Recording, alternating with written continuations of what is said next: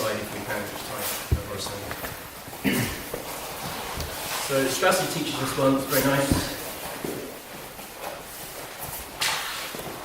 He likes this one. He doesn't like to do this one. Alright? Probably because he's got massive thighs. He can't actually do it. But he says that what he prefers is the lightness of, rather the freedom to move his feet when he wants to. So if he falls on this side, and he's here, and then Sandy goes, no, I'm going on this side, you need to switch to here. And it's quite easy, and you're very light-footed. Whereas if you commit to the body triangle, I've lost it. So you have to have an extra layer of anticipation that he's going to flip around to the other side to try and trap your knotted foot. So it's personal preference. I think if you have long legs, and this is easy for you, as you can see it's a struggle for me, and you're really extending out, you're laughing. There's no way Sandy can go to the other side, but in theory it shouldn't be, and then you can start playing, attacking from the top. So the next drill we're going to do is simply this. Here, keep this foot on the hip. Don't sort of have it laying around, or ground and buttressed against his butt. The way they say. Okay, so what happens is he wants to move to the other side. That doesn't happen, and then you can start. Remember we did all these things where we're controlling with this heel here. Like this. But for the purposes of this drill, he does manage to go to the other side. Switch here, and we're very light at foot. One thing that you'll find when you do this drill is that your top half gets looser and looser and higher and higher. Reset yourself. So again, we're still doing the claw hand thing here. So whichever side hand you choose here, keep your chin engaged with your shoulder here and ear to ear like this. He flips around to the other side, and we're keeping the same thing here. We spin around. Okay, if your partner hasn't shaved, it's not pleasant for you, but you know, hey, what the hell? Jiu-jitsu comes first, right? So what happens is when you flip around from side to side, this will get looser, and looser. Look how far out, and he's going to escape. Do not do that. Your head has to be here all the time. So the onus on me, the attacker, is to maintain that position while still as he's flipping around from side to side. Doing that thing. Yes? Very easy. 1, 2, 3. Like that. Very simple, right? Lightness of foot. But if you are naturally anatomically inclined to get the body triangle and tuck it in, fantastic. You're in a winning scenario. Most of us with like short, puny legs and miss leg day all the time. That's what I'm saying. Now let's talk about the grips. Today we're going to focus on rear naked chokes from the back. Right. And this grip I specifically asked for because it's very useful. In order to rear naked choke, I need this arm to reach around and attack him. But what does he have is this disposal. He has basically 2 arms to defend this. If I weren't trapping his arms and I just went for the rear naked choke, there's no way I'm going to get it. No way. Even if I remove one, he's got this. Okay? So how am I going to deal with that? Well, we already looked at the leg trap thing, okay? But he's still got his chin, so he took the chin down, etc. So we'll look at all those bits and pieces today. First of all, we've got to deal with the grips. Even if I have an overgrip here, he's still quite strong. And the moment I start going for this, he's really defending. Okay, you see this kind of T-Rex grip here. Whereas if I were to cross grip like this, so try to defend this, that's quite easy. It's really weird how that works. This oversized grip, not bad, but the cross grip, even better, because I can push down here, which allows me to trap, or go straight to here. Let's make use of the cross grip. So first of all, we're here, alright? And then I'm going to trap over this arm here. I'm not really worried about this arm, you can take it out if you want. This arm allows me now to push it. Yeah, and trap it underneath. It's easier to get the leg trap if you push with the cross grip here, like this. And it is here. Don't let me push down.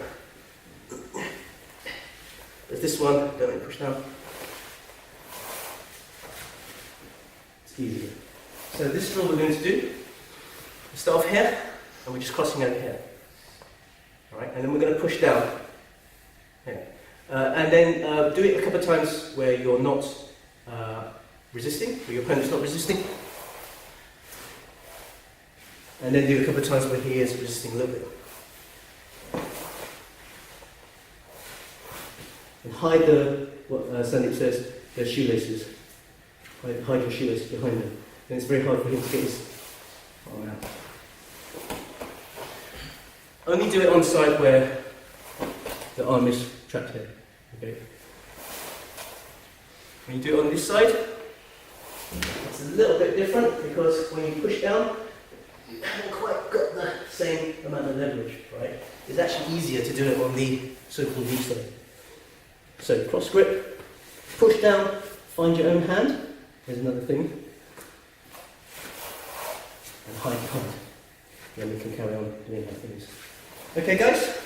Small details, but I think they work very well. 1, 2, 3. This maybe this is easy to answer. You might want to do this as well. We're going to start doing rear naked chokes. Or Sandeep's going to be my rookie for this one. Or he can do it on me as well. Roman is desperate to do an RNC on.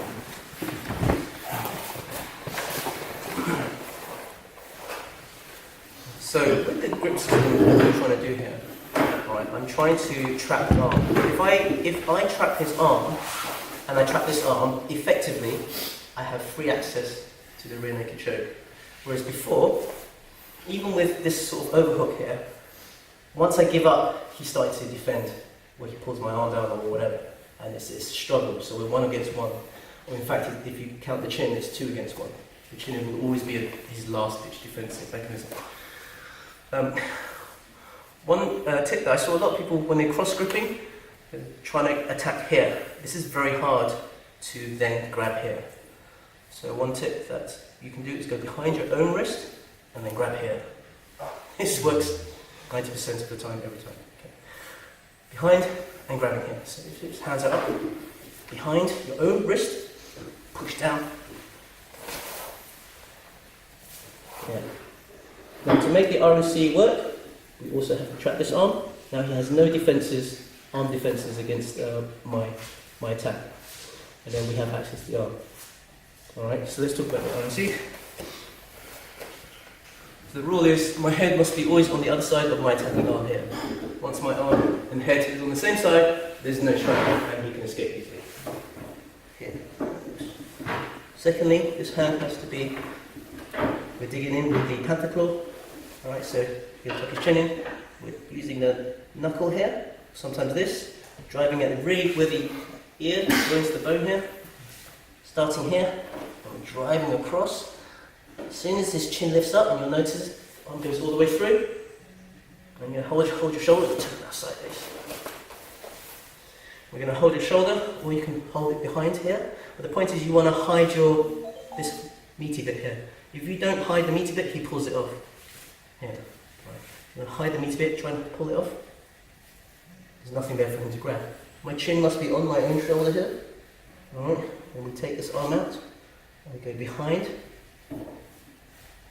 Now we join onto the shoulder here, and we'll do the basic one, which is just squeeze. Alright, we'll start off with that one, then we'll look at variations of this. So, do this one as well. Go behind your own wrist, push down, trap. Okay. Now he'll be protecting. There's no point trying to do an RNC from here, where you just try to meet force with force. Start here. Drive your thumb knuckle just on the string. Wedge. As soon as it's up, all the way through, hide your own hand. Because you're going to have to take this hand out. When you take this out, he's going to be pulling your arm, trying to defend this, or whatever. Okay? Don't put your arm out here. Because if you put your arm out here to do the traditional, he's going to defend that. Put your arm here, behind his neck. So what we're going to do is turn around. You've all done that RNC before anyway. But just to show you the arm configuration, I'm like this. Just like this. Yeah, hiding my arm, going behind. And we're just going to do the traditional squeezing, which is nice. And we're going to do the John Danaher version, which is evil. We did the nice one first.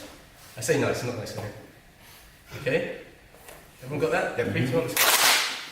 No. The Danaher version of the rear naked, which is, I must say, is a game changer. It's quite hard sometimes when orthodoxy gets changed, because all my years I've learned it, you squeeze. But what he's suggesting is you replicate the same as you would with a gi strangle. Now, if you imagine gi strangles, like, let's say the bow and arrow, and twisting like that. Ooh. With the rear naked choke, I'm not twisting at all, am I? I'm just simply squeezing, but that depends on the power of my arms and the ability to isolate his jawline from his neck. Best will in the world, even if I get a little wedge and I get it through, his jaw is still in the way, and you can sort of lie there for quite a long time, can't you? And in the meantime, he's going to try and escape. We're going to expose the neck now just to show. With the Danaher version, I don't know if he invented it, but he's the one espousing it. We do all the things in place to get the normal rear naked. I tuck my chin in really tight, and I'm replicating the same as a gi choke, so I'm twisting. Ooh. And seriously, it's evil. Now the benefit for this one, not only do you get a much more powerful and quicker tap out, if he does defend with just his jawline, and I don't get his arteries exposed, I can still get the tap. And there's another benefit to this one, sorry buddy. Say I don't feel safe to get the full rear naked, I can still do the one-handed rear naked twisting action. It's very powerful. I couldn't believe it when I saw it. I thought, this is a game changer. You heard this before? Yeah. Rotation on? Yeah. So, is that still classed as a rear naked and not yes. a neck crank? No, it's not neck Because it's the person who's having it done to them, it's their choice to keep their neck down. Yeah. It's the same like a Japanese necktie, even though it's a neck crank, it's coming. Yeah, and you're quite obviously in the position of doing a rear naked. And what's weird is when you're protecting with the jawline, when you do that twisting, the bone itself twists and crashes into the artery. So it's a classic strangulation. Do you need to demonstrate that again, or you pretty much got the idea? We all know gi strangles, right? We all know collar strangles, even the sliding collar choke. Even the sliding collar choke, you're twisting here and pulling down, right? Well, you're doing the same thing, but with a rear naked, and everything has to be super tight, which is why you must get your chin over, like this. And then imagine you're holding a gi and you're pulling the collar and twisting, and it doesn't take much at all. So you've got two versions, the classic one, and then the one-handed one. Keep that chin moving. Everyone, guys? 3, 2, 1.